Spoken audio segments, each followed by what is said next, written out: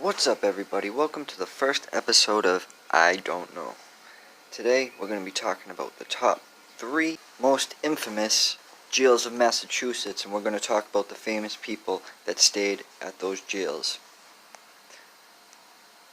Number 1 on the list is Nashua Street in Boston. I have been here personally. The important thing is I changed my life, turned it around, and now I'm headed in a good direction. While I was there, a couple floors above me was New England Patriots tight end Aaron Hernandez. Now, I didn't know Hernandez personally, but I do know people that know him, and I did spend a short paddy wagon ride with him, but at another jail, which isn't really important.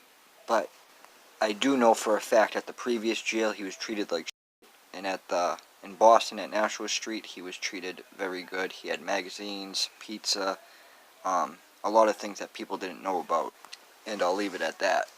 Another person that was locked up in Nashua Street, this was before I was there, was the Craigslist killer. He was there, the same floor Aaron Hernandez was on. This man would eventually take his life at this jailhouse.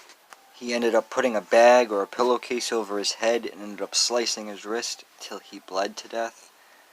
It's kind of funny when I think back on it that Aaron Hernandez and the Craigslist killer both committed suicide and they were on the same housing unit. Probably a coincidence, but probably something that not a lot of people have put together. Moving right along to number 2 on the list is the Old Charles Street Jail. There is so much history surrounding this place. It's still standing. It's not a functioning jail anymore. They did a lot of reconstruction the last couple of years and turned it into a nice looking hotel. But back in the day, everybody that got arrested in Boston pretty much came through this place. The most recognizable faces that came through are probably Whitey James Bulger from the Winter Street Hill Gang. He came when he was a kid, and also Malcolm X. They both came while they were young in their heyday and awaiting trial.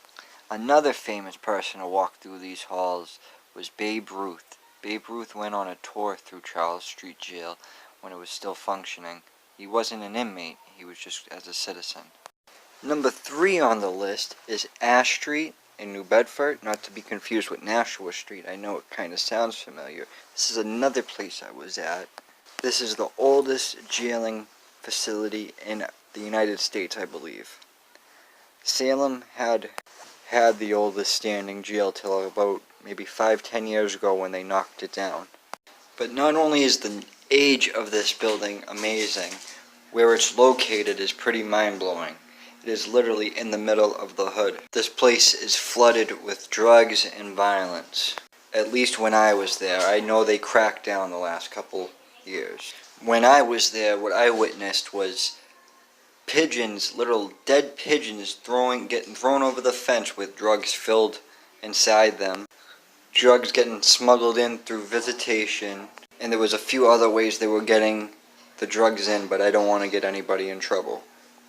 There wasn't any real high-profile criminals that come through the doors, other than World War II vets coming home and getting arrested for drunkenly disorders. But one name that sticks out among the rest is Lizzie Borden. Supposedly this is her bed that was still there. It's mainly speculation at this point, but it definitely makes for a good story. I'm glad you made it through the video. Please like, subscribe, comment, let me know, and I'll take your feedback into consideration. Subscribe, like, I appreciate it.